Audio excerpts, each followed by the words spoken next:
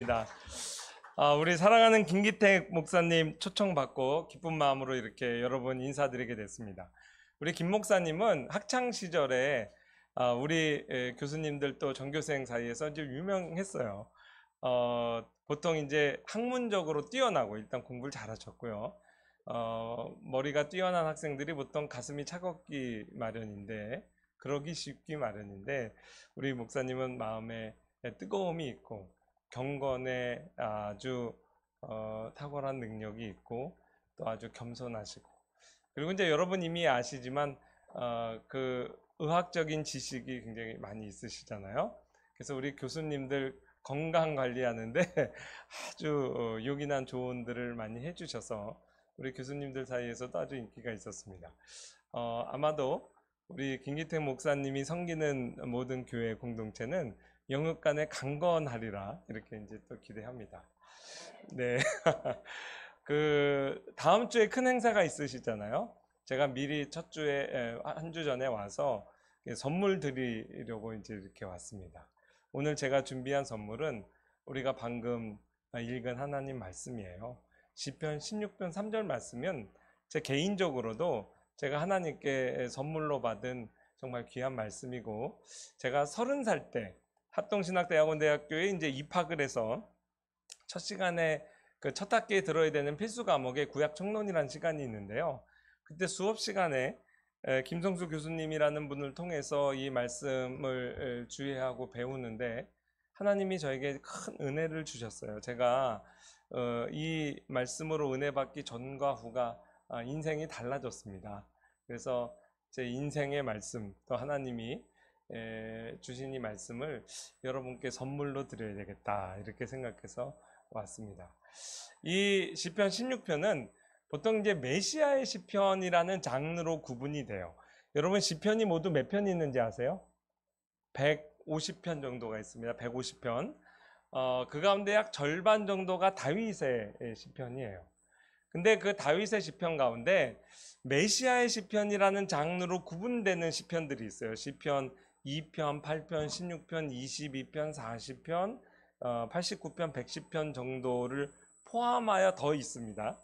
근데 이 메시아 시편 나는 처음 들어보는데 이미 알고 계신 유명한 시편이 있어요. 이렇게 시작합니다. 엘리 엘리 라마 사박다니. 들어보셨죠? 나의 하나님 어찌하여 나를 버리셨나이까. 예수님의 가상 7원 가운데 하나인데 거의 틀림없습니다. 예수님이 십자가상에서 시편 22편 1절 말씀을 암송한 거예요. 그 의도는 그 자체로도 기도지만 시편 22편 전체 말씀을 십자가를 둘러싼 무리들에게 소개한 겁니다.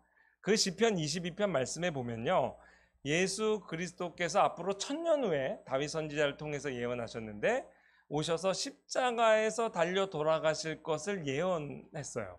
근데 어느 정도 디테일하냐면 그 손과 발이 못 박힐 것을 예언했습니다. 그래서 그 22편의 16절 보면 개들이 나를 에워쌌으며 악한 무리가 나를 눌러 내 수족을 찔렀나이다 이렇게 돼 있어요. 또 하나 어느 부분에서 좀 소름이 돋냐면요, 내 겉옷을 나누며 속옷을 제비 뽑나이다. 사실 다윗이 이 시편을 기록했을 때는 로마 제국이 있기도 전이에요. 근데 앞으로 로마 제국의 처형법을 따라서 십자가의 죄수를 처형할 때 그 당시에 옷감이 귀했거든요. 죄수가 입고 있던 옷을 벗깁니다. 그래서 그거를 로마 군병들끼리 찢어서 나눠 가져요. 그러니까 헝겊이 귀하니까 그걸로 뭐 백인잎을 하든 배를 덮고 자는 이불로 쓰든 그 헝겊을 그렇게 나눠 가진 거예요. 근데 그것도 예언돼 있죠. 근데 그날따라 로마 군병들이 야, 오늘은 속옷은 벗겨서 한 사람 몰아주자 이렇게 했어요. 그러니까 예수님은 그 말은 뭐냐면 십자가상에서 벌거벗김을 당하신 거예요. 화가들이 그릴 때 수건 하나를 걸치게 그리잖아요. 아니에요. 빨가벗김을 당하셨어요. 그래서 수치의 상징입니다. 죄수가 그렇게 죽어갈 때 옆에서 죄수의 옷을 벗겨서 그것을 제비 뽑고 있는 거예요. 근데 마치 그것을 다윗이 내다보는 듯이 미리 기록한 거죠. 어쩌면 그 예언까지 성취가 되냐. 나머지 부분들도 있어요. 이게 메시아 시편의 특징입니다. 여러분, 예수님의 십자가를 미리 예언한 아주 또 유명한 선지자 있습니다. 이사야. 그가 찔림은 우리의 허물을 인하며, 그로 돼 있잖아요. 그게 자연스럽죠. 근데 메시아 시편 장르의 특징이 메시아의 영께서 선지자를 영감하여 화자가 1인칭으로 바뀌는 특징이 있어요. 그래서 엘리 엘리 라마 사막다니, 나의 하나님 어찌하여 나를 버리셨나이까 해서 그 나가 누구예요? 다윗의 입을 통해서 말씀하시는 메시아 자신입니다. 그게 이제 메시아 시편 장르의 특징이기도 해요. 여러분 지금 마치 신학교에 온 듯이 하나 공부를 하신 겁니다. 그리고 16편 말씀을 보면 남다르게 느껴질 거예요. 한번 1절 같이 읽어볼까요? 하나님이여 나를 지켜주소서, 내가 죽게 피하나이다. 여기서 나가 누굴까요? 메시아 자신이에요. 그리스도의 고백입니다. 십자가를 앞두고 두려우셨던 것 같습니다. 육체적인 고통보다는 영원한 삼위 하나님 사이의 교제가 일시적으로 단절되는 그 아픔을 겪으셨기 때문에 그래요. 2절 말씀 같이 또 있습니다. 시작. 내가 여호와께 아뢰되 주는 나의 주님이시오니 주밖에는 나의 복이 없다 하였나이다. 성자 그리스도의 성부 하나님을 향한 사랑의 고백입니다. 신비하죠? 삼위 하나님 사이에 일어나는 대화를 성경에 기록해서 교회로 하여금 엿듣게 하신 거예요. 그리스도께서 성부 하나님을 향해서 사랑의 고백을 합니다. 그리고 오늘의 말씀이죠. 3절 다시 한번 읽습니다. 시작. 땅에 있는 성도들은 존귀한 자들이니 나의 모든 즐거움이 그들에게 있도다. 성자 그리스도께서 이 땅에 있는 교회를 향한 사랑의 고백이에요. 이미 영광을 입은 천상의 교회가 아니라 저와 여러분을 포함하여, 평안 플러스 교회를 포함하여 이 땅에 있는 하나님의 백성을 향한 그리스도의 사랑의 고백입니다. 나의 모든 즐거움이 그들에게 있도다. 이 말씀을 잠깐 좀 새겨볼게요. 여러분, 가정을 이루신 분 치고 내가 당신을 사랑합니다, I love you 라는 말을 안 하고 결혼한 분은 없을 거예요. 근데 이 세상에 존재하는 모든 사랑의 고백보다 가장 승한 고백이 나의 모든 즐거움이 당신에게 있습니다 라는 고백입니다. 우리는 정직한 마음으로, 양심으로 이렇게까지 고백은 못해요. 제가 좀 재미있게 예화를 한번 들어볼게요.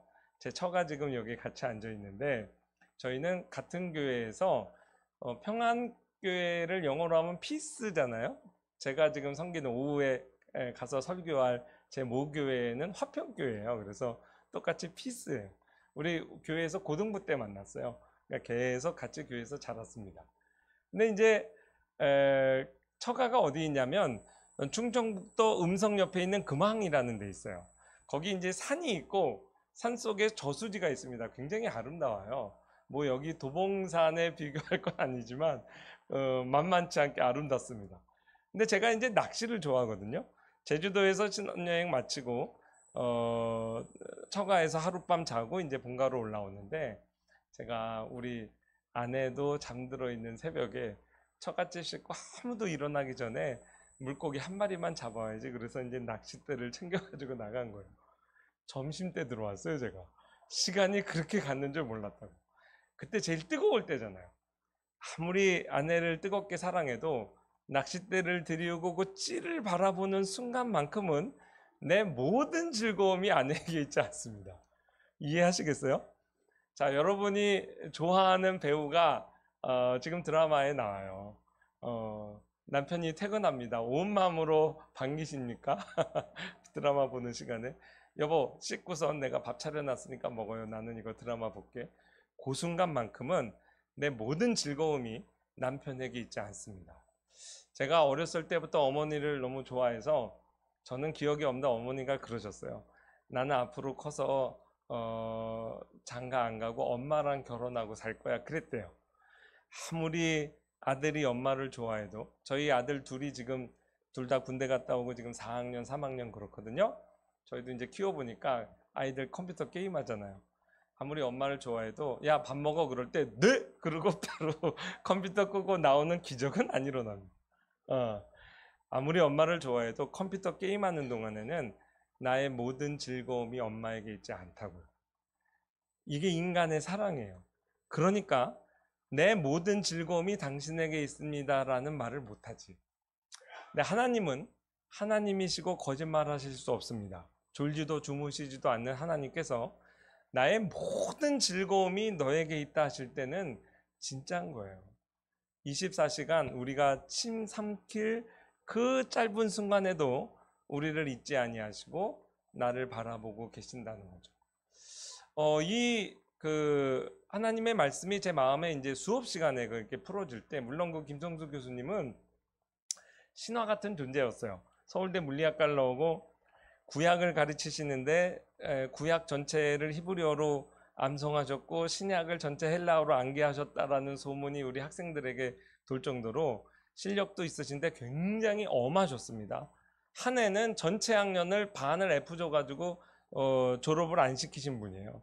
근데 이제 그분이 이 말씀을 풀어주시는데 제가 마음에 감동이 됐어요. 그래서 울컥하더라고요. 그래서 이제 눈물이 여기 그렁그렁 맺혔어요. 근데 그때만 해도 남자가 이렇게 울면 안 된다는 생각에 이렇게 그 수업 시간에 고개를 들었어요. 근데 그때 사실 처음 그런 경험을 했습니다. 아니 그렇게 하염없이 눈물이 어디서 그렇게 많이 나오는지 제가 이렇게 그걸 가리려고 손바닥으로 얼굴을 이렇게 가렸는데 제 이 손등을 타고 그냥 제 그 책상이 이렇게 눈물로 헝건히 젖었어요.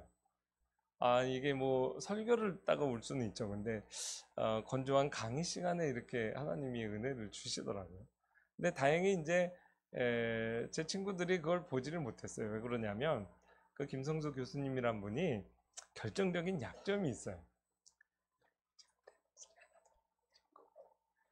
마이크 고장난 게 아닌데 그분이 목소리가 너무 작아요.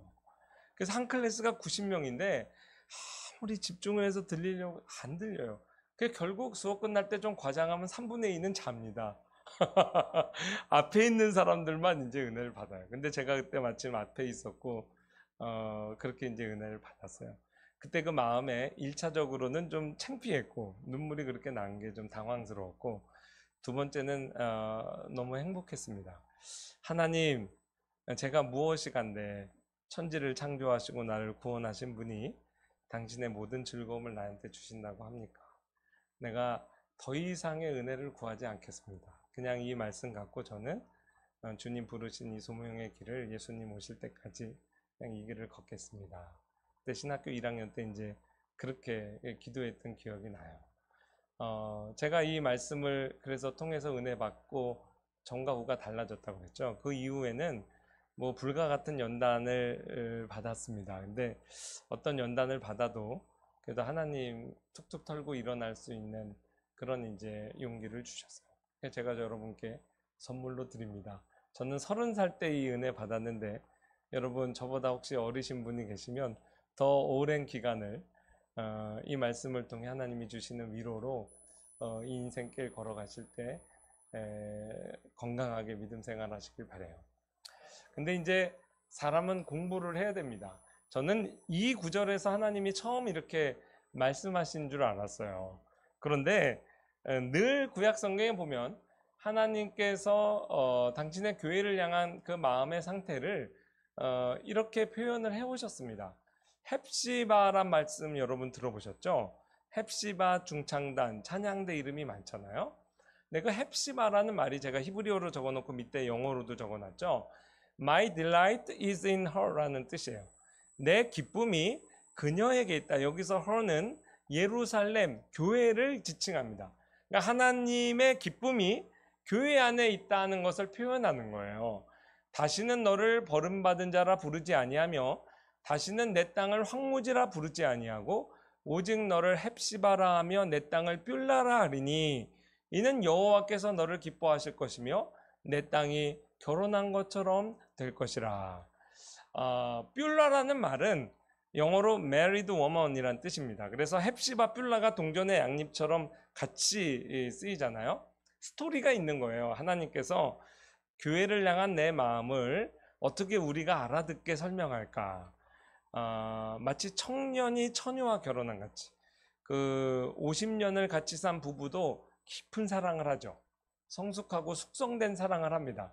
근데 하나님께서 노노노, 나는 그걸로 비유하는 게 아니라 이제 막 결혼해서 신혼여행 떠나는 그 청춘 남녀의 마음의 그 상태, 출근해서도 하루 종일 배우자 생각을 하고 또 살림을 하면서도 또 배우자를 생각하는 그 연모하는 그 마음의 상태, 그 마음의 상태로 내가 너희를 사랑한다, 그렇게 이제 비유한 겁니다. 못 알아들을까봐 또 이렇게 계속 설명하죠. 마치 청년이 처녀와 결혼한 같이 내 아들들이 너를 취하겠고 신랑이 신부를 기뻐한 같이 내 하나님이 너를 기뻐하시리라. 그러니까 하나님이 우리 평안 플러스 교회 저와 여러분을 그렇게 이제 지금 사랑하고 계시다는 겁니다.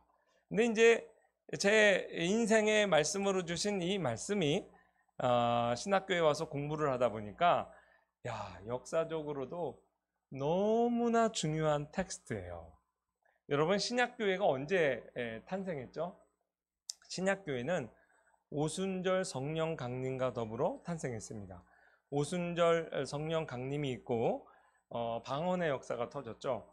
그 말은 뭐냐면 하나님께서 행하신 큰 구원의 일을, 하나님의 큰 일을 방언을 통해서 언어의 장벽을 뛰어넘어 하나님이 행하시는 일을 내 난곳 방언으로 듣게 하신 거예요. 그 기적이죠. 또는 외국말을 쓸 수밖에 없는 그 당시 유대인들을 향해서 제자들의 입술을 하나님이 주장해서 외국어로 설교를 하게 하시는 이적도 일어났을 수 있습니다. 그래서 양방향의 표적이 다 일어났다고 봐요. 신기한 일이 일어났잖아요. 그래서 사람들이 우왕좌왕합니다. 그때 사도 베드로가 일어나서 이 일로 왜 너희가 우왕좌왕하느냐, 이거는 우발적으로 일어난 사건이 아니라 이미 선지자 요엘을 통해서 BC 9세기 8세기 선지자예요. 수백 년 전에 예언하신 예언이 지금 우리 중에 성취되고 있는 것이다. 그 말세에 내가 내 영을, 성령 하나님을 남녀노소에게, 남종과 여종에게 다 부어줄 거라고 그랬죠.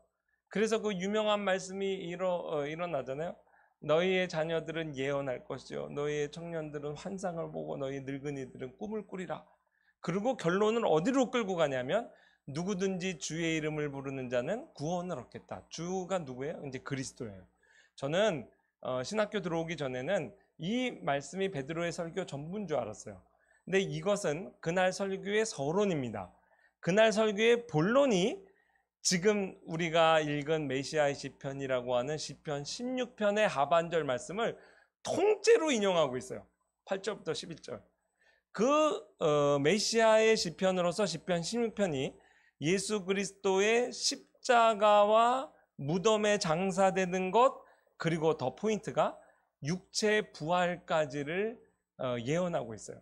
그가 하나님께서 정하신 뜻과 미리 하신 대로 내준 바 되었거늘 너희가 법 없는 자들의 손을 밀려 못 박아 죽였으나 50일 전에 로마 제국의 손을 빌어서 예수 그리스도가 십자가에 못 박히는 그 예언이, 시편 22편 예언이 성취됐죠. 그거는 논증할 필요가 없어요. 우리가 50일 전에 십자가를 다 기억해요. 문제는 육체 부활입니다.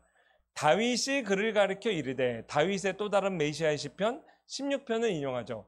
그러므로 내 마음이 기뻐하였고 육체도 희망에 거하리니 이는 내 영혼을 음부에 버리지 아니하시며 주의 거룩한 자로 썩음을 당하지 않게 하실 것이미로다.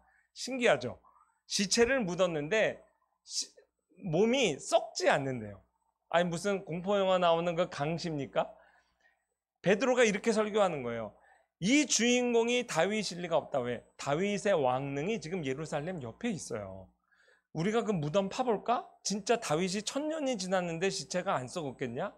그러니까 이거는 메시아의 부활을 예언한 것이다, 이렇게 논증하는 거예요. 그러니까 예수 그리스도의 십자가와 죽으심과 부활을 시편 16편이 예언하고 있죠. 그날 설교의 결론은 또 다른 메시아의 시편 110편입니다. 예수님도 인용하셨던 중요한 메시아 시편이죠. 이것도 베드로가 이렇게 얘기해요. 다윗은 하늘로 올라가지 않았으나 다윗이 어떻게 승천을 합니까? 그 죽으셨고 부활하신 그리스도께서 승천하여 하나님 보좌 우편에 앉으실 것까지 예언했다는 거예요. 주께서 내 주에게 말씀하시기를 내가 내 원수로 발등상이 되게 하기까지 너는 내 우편에 앉아 있으라. 여러분 지금 우리가 예배 드릴 때 사도신경 외웠죠? 거기에 뭐라고 돼 있어요? 보좌 우편에 앉아 계시다 그랬잖아요. 그것도 선지자 다윗을 통해 1000년 전에 하나님께서 예언하신 것이 성취됐다는 거죠. 여러분 오순절에 성령 강림으로 교회가 세워졌는데 성령 강림과 더불어서 무슨 일이 있었냐면 베드로의 설교가 있었어요. 3000명이 베드로의 설교를 듣고 가슴을 찢고 돌아왔거든요. 성인 남자의 수만 3000이에요. 여자와 가족, 아이들을 생각하면 10,000명, 많게는 20,000명 규모로 그날 가슴을 찢고 하나님 앞에 들어와 교회가 세워졌는데요. 그날에 선포됐던 설교 말씀이 너무 중요하니까 사도행전 2장에서 이렇게 설교의 개요를 적어서 우리도 그걸 읽게 한 거예요. 근데 그 설교 내용을 보면 신기하죠. 하나라도 새로운 계시가 없어요. 이미 그 회중이 알고 있는 요엘서 말씀, 시편 말씀을 가지고 주의 설교를 한 겁니다. 또한 그날의 주제는 예수 그리스도의 십자가와 죽음과 부활과 승천과 보좌 우편에 앉으심. 처음부터 끝까지 예수 그리스도가 주인공이고 그 어려운 말로 기독론적인 설교라 그래요. 그 설교를 통해 하나님께서 교회를 세우셨는데 오늘 우리는 이제 그 본문에 인용된 시편 16편 말씀으로 이제 우리 초점 시각을 이제 두는 거예요. 다 살펴볼 시간이 없죠. 근데요, 참 신기합니다. 우리가 1, 2, 3절을 읽었는데 예수 그리스도의 육체 부활을 논증하는 그 부분에서 가장 많이 등장하는 단어가 즐거움, 기쁨이라는 단어예요. 이게 이제 시편 22편 말씀하고는 좀 분위기가 다르죠. 땅에 있는 성도는 존귀한 자들이니 나의 모든 즐거움이 그들에게 있도다. 이러므로 나의 마음이 기쁘고 나의 영도 즐거워하며 주의 앞에는 충만한 기쁨이 있고 주의 오른쪽에는 영원한 즐거움이 있나이다. 지금 십자가와 무덤을 향해 나아가시는 메시아의 심리 상태가 기쁘고 즐거우셨답니다. 이해가 되세요? 시편 22편 말씀이 십자가의 고통이 얼마나 고통스러웠는지를 굉장히 그래픽하게 아주 자세히 서술한다면 시편 16편의 분위기는 예상외로 밝습니다. 이게 제가 이해를 잘 못했던 거예요. 머리로는 은혜 받은 구절이고 시편 16편이 제 인생을 바꾼 터닝포인트가 됐던 말씀인데 정작 베드로가 인용하는 그날에 선포된 말씀의 핵심이었던 그리스도의 이 기쁨이 제 마음에 이해된 거는 그 다음 해예요. 제가 이제 2학년 때 5월 달에 이제 좀 연단을 받았습니다. 우리 큰애. 지금 이제 하나님이 고쳐주셔서 군대까지도 다녀왔는데 이 아이가 이제 희귀병을 앓아서 아팠어요. 그 병명이 뭐냐면 랑게르한스 히스티오사이토시스. 뭐 들어보셨어요? 랑게르한스라고 하는 독일 의사가 발견한 특정 백혈구 이름이에요. 일종의 백혈병으로 분류돼서 우리 아이는 이제 그 소아 백혈병 병동에 이제 입원해서 투병을 했습니다. 근데 그 랑게르한스 셀이라고 하는 그 특정 백혈구가 신체 어디에서도 발병할 수 있는데요. 일단 발병하면 뭐 2, 3주 안에 그 오르간이 다 녹아서 없어져요. 그러니까 폐나 간이나 위나 이런 데서 발병하면 그 장기가 없어진다고. 뼈에서 발병하면 그나마 진행 속도가 조금 느린데요. 그래도 뼈도 뇌 이렇게 머리뼈나 척수 같은 데서 이게 발병을 하면 치사율이 굉장히 높아요. 그냥 뇌가 같이 없어지는 걸 제가 이렇게 봤어요. 근데 이제 너무 감사하게도 우리 아이는 이렇게 왼쪽 팔뼈 딱 중앙에서 시작을 한 거예요. 16개월 때입니다. 수요 예배 드리려고 수업 끝나고 저희가 이제 수원에 살았거든요. 애 옷을 입히는데 여기 열이 나요. 애기 침대에서 얘가 떨어졌나? 팔이 삐었는 줄 알았어요. 그래서 조금 일찍 출발해서 저희 교회는 이제 역삼동에 있고 분당 가다가 거기 분당 차병원 정형외과에서 엑스레이를 찍고 갔습니다. 근데 벌써 엑스레이 촬영 기사가 애기 그걸 찍다가 말고 막 전화를 하고 난리가 났어. 저도 이렇게 보니까요. 이 사람도 치킨 윙처럼 이게 뼈 두 개가 있거든요. 하나가 녹아서 없어졌어요. 또 하나는 이게 새우깡 같이 된 상태예요. 이렇게 누르면 아스라진대요. 그래서 그 다음날 바로 8시에 수술을 했고요. 조직배양 검사하느라고 조직을 채취한 다음에 바로 이제 깁스를 했습니다. 기가 막힐 노릇이죠. 근데 그 당시에 의사 선생님은 아마도 급성 골수염 같다. 급성 골수염에 걸리면 가끔 그럴 수가 있대요. 근데 막상 째고 열어보니까 이게 암은 암인데 무슨 병인지 모르는 거예요. 병명을 알기까지도 시간이 한참 걸렸습니다. 그때부터 이제 환란이 시작된 거죠. 근데 이제 그 백혈병 병동에 가면 아이들 매일 피 뽑아가요. 그 이제 백혈구 수치 검사할 게 특히 많으니까. 근데 좀 신기한 게 애기들인데도 아이들인데도 주사바늘 찌르고 피 뽑아가는데 안 울더라고요. 우리 애만 울어요. 근데 이제 우리 아이도 한 달 정도 지나니까 그 다음부터는 안 웃디다. 그게 고통에 익숙해지는 거죠. 비유가 좀 그렇지만 가스 사형실 가는 아우슈비츠 걸어가는 유태인들의 그 무덤덤한 표정이 애기 얼굴에도 나타나요. 그래서 고통에 익숙한 우리 아이, 이빨을 하루에 3개를 뽑은 적이 있어요. 한 번에. 그런데도 안 울어요. 의사 선생님이 놀랄 정도로. 고통에 익숙해서 그래요. 그 대신 한마디 합니다. 빨리 끝내. 빨리 해. 그 병원에서 투병하면서 얘가 말을 배우고 그랬는데 항상 그랬어요. 빨리 해. 빨리 해. 근데 이 아이가 한 번은 자지러지게 운 적이 있어요. 그게 언제냐면 그 첫 번째 골수 검사 받을 때. 그 백혈병 걸린 아이들은 이제 골수 채취하는 검사 받거든요. 그게 이제 긴 그 볼펜신 같이 좀 두껍고 긴 바늘로 골수 채취하잖아요. 근데 그거 왜 마취 안 하는지 모르겠어요. 어르신들도요, 그거 받으면 2시간 이렇게 모래주머니 이렇게 차고 있습니다. 아이고, 아이고, 아프고. 근데 이제 그거 받는 날 간호사 선생님이 병실에 와서 엄마는 병실에 계시고요. 아빠가 가실게요. 그러고 이제 저를 데리고 왔어요. 제가 가면서 물어봤죠. 왜 엄마 병실에 두고 못 오게 했더니, 아, 말 마세요. 애기들이 처음에 골수검사 받을 때 엄마들이 종종 옆에서 기절을 한대요.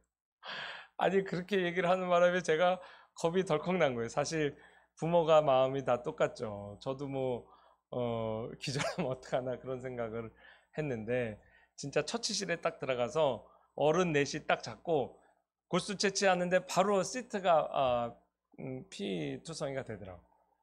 그때 진짜 나 죽겠다고 막 자지러지게 우는데 그 아이 눈과 제 아들 눈을 제가 마주치는 거예요. 그때 표정 관리가 너무 힘들었습니다. 용기를 주기에 웃어야 되나 아니면 나도 같이 울어야 되나 너무 마음이 비참해지더라고요. 근데 그때 되게 이상했어요. 순전히 심리적인 거잖아요. 근데 진짜로 칼로 제 누가 여기 가슴을 탁 찌르는 것 같아서 제가 그랬다고요.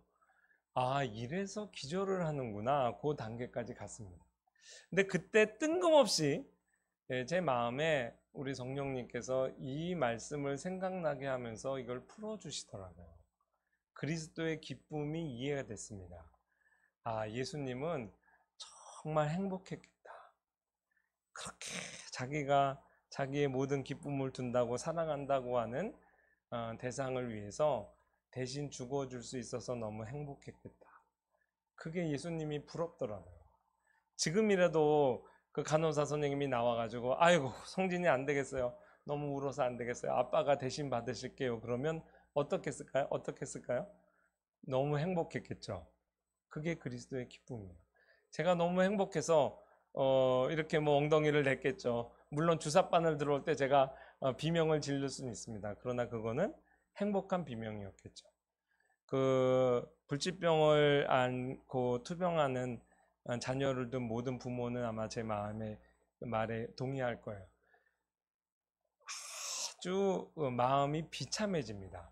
수백 번 주사를 맞고 피검사를 할 때 아무리 사랑하는 자식이라도요 한 번을 대신해 줄 수 없어요.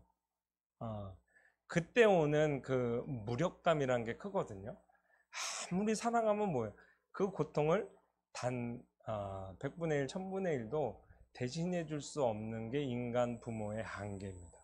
그 한계를 너무 절감하다 보니까 실제로 우리의 고통을, 저주를 대신에 감당해 주신 예수님이 얼마나 부러웠는지 몰라요. 그 그리스도, 그래서 십자가를 가는 길이 기쁘셨구나. 그게 이제 제 마음에서 이렇게 해석이 된 겁니다. 김중건 목사님 아시죠? CCC의 김중건 목사님이 사실은 따님이 한 분 있었어요. 신이 자매라고. 이화여대 불어불문과 나오고, 아빠가 이 대학생 선교회 운동할 때 초기에 엄청 많이 도왔습니다. 근데 시집을 가자마자 대장암에 걸려서 돌아가세요. 그 딸이 나중에는 30kg밖에는 뼈만 남았죠. 근데 그 아빠가 딸 손을 잡고 아빠에게 손을 맡긴 상태에서 이제 죽었어요. 김중건 목사님이 딸이 죽은 다음에 책을 한 권 썼습니다. 딸의 죽음, 그 존재의 제로점에서. 딱 제목 보는데 저는 이해가 되더라고요. 똑같은 걸 느끼신 거예요. 딸의 죽음 앞에서 부모가 나는 아무것도 아니구나. 그 존재의 제로점이란 말을 만들어내셨어요. 제가 한 구절 읽어드리겠습니다. 시간이 흐른다. 나는 언어도 행동도 존재조차도 정지된 어떤 제로점에 선 것이다. 십자가상의 주님을 쳐다본다. 가시관 밑으로 피가 빗물처럼 줄줄 흐르고 있다. 침묵과 침묵, 주님의 제로와 나의 제로, 주님의 고통과 내 고통, 주님의 죽음과 내 죽음과 신이의 죽음이 만나고 있는 것일까? 나의 언어, 행동, 생각, 존재조차도 정지된 잃어버린 시간이었다. 뒤에 생각해내는데 나는 주님이 섭섭했던 것이다. 그리고 갸날픈 아이에게 그렇게 가혹한 고통을 주여라고 부를 힘이 없었던 것이다. 이윽고 내게는 한 기적이 일어났다. 깊고 깊은 존재의 밑바닥, 주님이 뚫어버린 지하에서 지하수가 솟듯이 세미한 음성으로 한 찬송이 터지고 있었다. 찬송의 영이 주어진 것이다. 그것은 분명 내 찬송이 아니다. 내 속에 성령님이 내 대신 부른 찬송이다. 부활하신 주님은 살아계셨다. 그때 그곳에도 나와 함께 나 위에 계셨다. 성령의 대송이다. 그 대송이란 말이 내가 기도조차 할 수 없는 비참한 상태에 떨어졌을 때 누군가가 나를 위해서 대신 기도하고 찬양한다는 뜻이에요. 김중건 목사님은 그 순간에 이해할 수 없는 은혜를 경험했죠. 갑자기 속에서부터 찬송이 터져 나옵니다. 부활의 주님을 바라보게 된 거죠. 그 똑같은 주님의 은혜가 저는 그만큼의 연단은 아니었지만 저에게는 이렇게 하나님의 말씀을 풀어주는 은혜로 다가왔어요. 사진 하나 잠깐 보여드립니다. 우리 성진이 16개월 때 이때 이렇게 아프고 투병했던 거예요. 저도 풋풋했죠. 그리스도의 기쁨. 그 그리스도의 기쁨을 이해하게 됐는데 역시 사람은 공부해야 된다고 그랬죠.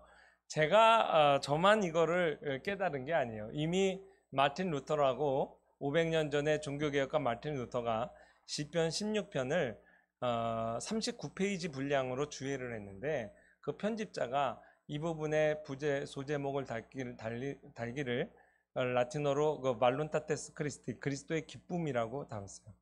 저 라틴어 말룬타스에서 영어 말룬타리즘, 의지 뭐 이런 말이 나왔는데요.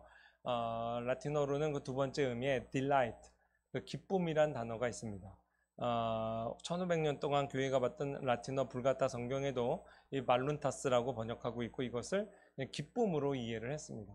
여러분, 교회가 오래도록 이 본문을 읽을 때마다 그리스도의 기쁨을 발견했던 거죠. 저만 몰랐지. 이 그리스도의 기쁨이 그날 베드로의 설교를 통해서 선포된 거예요.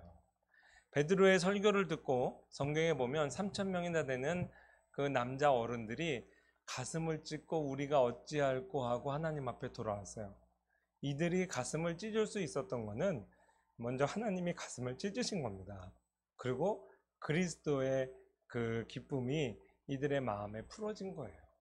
그래서 그리스도께서 당신의 모든 즐거움을 두는 이 교회를 위해 십자가를 기쁨으로 감당하셨다라는 그 마음 앞에 가슴을 찢고 이들도 울며 돌아와 집에 돌아갈 수가 없었던 거죠. 하나님의 전심과 이날 설교를 듣던 회중의 전심이 만나 그 자리에서 폭발력 있게 교회가 세워진 겁니다. 그 원리는 오늘날도 마찬가지라고 생각해요. 오순절 성령 강림은 역사적으로 있었던 단회적 사건이지만 그 원리, 당신의 모든 즐거움을 두는 이 교회에 나도 우리의 전심을 두고 모든 즐거움을 둘 때 거기에 작은 부흥의 역사가 있습니다. 여러분이 주일학교 아이들을 한 부서를 맡으면 그 아이들은 영적인 존재여서 다 압니다. 우리 선생님의 즐거움과 마음이 어디에 있는지. 우리가 자기 자식인 줄 아나 봐. 그러면서 우리 선생님이 우리를 그렇게 기뻐하고 좋아해. 그러면 그 아이들 마음에 부흥의 역사가 일어나고 그 반도 아마 부흥할 겁니다. 여러분, 우리가 보통 전도하러 나갈 때 제일 잘 들고 가는 말씀이 요한복음 3장 16절이에요. 한번 같이 암송하실 분은 암송하고 한번 읽어볼까요? 시작. 하나님이 세상을 이처럼 사랑하사 독생자를 주셨으니 이는 그를 믿는 자마다 멸망하지 않고 영생을 얻게 하려 하심이라. 정말 그렇죠. 저도 처음에 이 말씀 들고 전도도 하고 할 때 우리 기독교의 하나님은 사랑이 풍성하셔서 독생자를 아끼지 아니하셨지. 근데 정작 이 말씀을 제가 암송하면서도 그런 의문이 있었어요. 중고등학교 때. 야, 근데 보냄을 받은 독생자의 마음은 좀 힘들었겠다. 왜냐하면 십자가를 져야 되니까. 저와 같은 생각을 하는 우리 불신자들이 있을 수 있습니다. 또 우리 자녀들도 그런 생각할 수 있어요. 그런 오해를 풀기 위해 한 구절 더 암송하고 나가면 좋겠어요. 외우기가 쉬워요. 요한복음 3장 16절을 거꾸로 하면 16장 3절입니다. 시편. 땅에 있는 성도들은 존귀한 자들이니 나의 모든 즐거움이 그들에게 있도다. 보냄을 받은 독생자의 마음도 즐거우셨대. 왜냐하면 자기의 모든 즐거움을 주는 그 자기의 택한 백성을 위해 지는 십자가이기 때문에 즐거우셨대. 이렇게 이야기해 주면 좋겠습니다. 2017년에 이제 저희 아버지가 돌아가셨어요. 저희 아버지는 일평생 교회에 섬기고 개척하에 섬기고 이제 돌아가셨는데 그 집무하실 때 그 아버지 그 집무실 담임 목사 집무실에 가면 큰 액자에 성경 구절 잠언 27장 23절 말씀이 기록되어 있었습니다. 내 양떼의 형편을 부지런히 살피며 내 소떼에게 마음을 두라. 여러분, 모든 사역자들의 마음에 하나님께서 이 말씀 주셨다고 생각해요. 우리 김기택 목사님 마음의 서재에도 우리 하나님이 모든 사역자들에게 양떼를 맡기며 이 말씀을 주십니다. 사역자들의 마음이 어디에 있어야 되겠습니까? 양떼와 소떼에 있어야 되겠죠. 근데 이거는 사역자들에게만 주신 말씀은 아니에요. 여러분, 초대교회가 어떻게 탄생했다고요? 그 모든 우리 하나님의 그리스도의 기쁨이 지금 이곳에 머문다는 걸 깨닫고 집에 못 돌아간 거거든요. 나도 하나님 아닌 곳에서 너무 많은 즐거움을 찾는 인생이었는데 하나님은 나에게 올인하셨구나. 그 마음을 이해하고 마음을 찢고 우리도 주님의 모든 즐거움과 기쁨이 머무는 주님의 교회에 나도 내 마음을 둬야 되겠다. 이럴 때 부흥의 역사가 있었던 것이죠. 우리도 주님의 이 기쁨이 머무는 주님의 몸된 이 교회에 우리의 기쁨을 두어야 될 줄 압니다. 마지막으로 동화책 하나 보여드릴게요. Guess how much I love you. 우리 아들이 투병 생활할 때 아주 좋아했던 동화책이에요.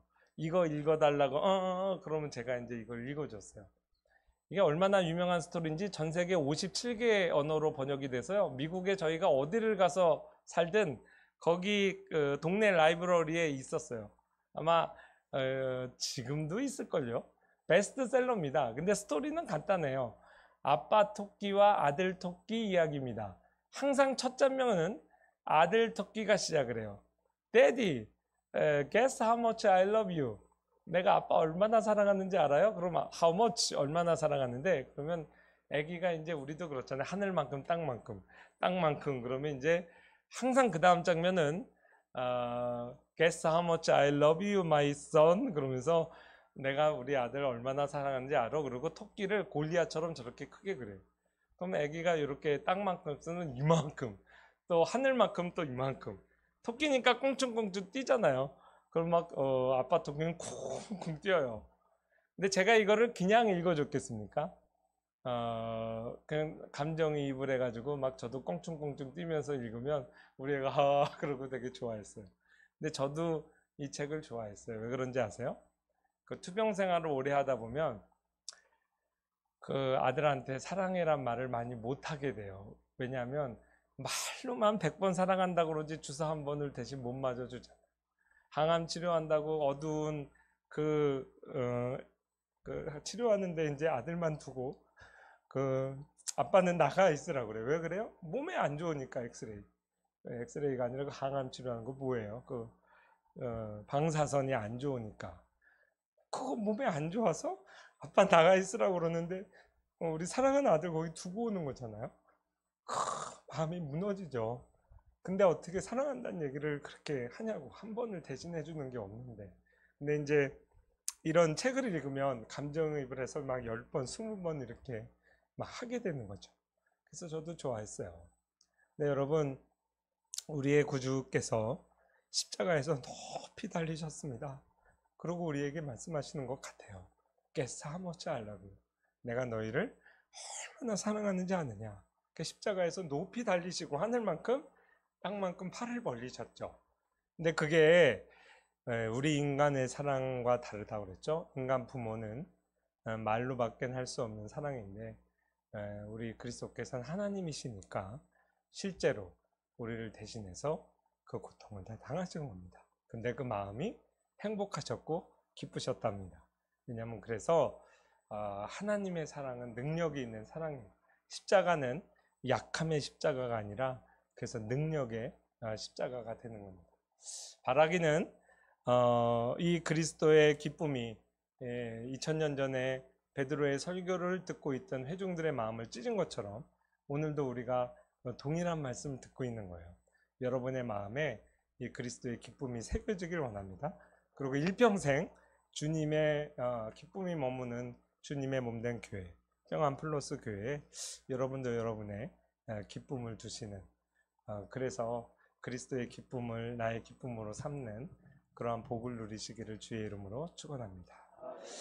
하나님 아버지 감사합니다. 2000년 전에 베드로의 설교를 통해 3000명의 가슴을 찢어 놓으셨던 성령 하나님께서 오늘 동일한 말씀을 저희에게 선포하셨습니다.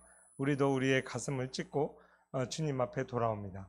그동안 주님의 몸된 교회, 주님 이외의 것에 너무나 많은 즐거움을 두고 그것을 추구하고 살았던 것, 주님 앞에 죄송한 마음을 고백합니다. 이제부터는 주님의 기쁨이 머무는 주님의 교회를 나의 모든 인생 지구의 행복을 찾는 곳으로 삼아 우리도 이곳에 우리의 마음을 두고 주님의 몸된 교회를 섬기며 주님의 자녀된 특권을 마음껏 누리며 주님 오실 때까지 소명의 길 걸어가기를 원합니다. 우리 모두를 주님께서 복 주시옵소서. 예수님의 이름으로 기도합니다. 아멘.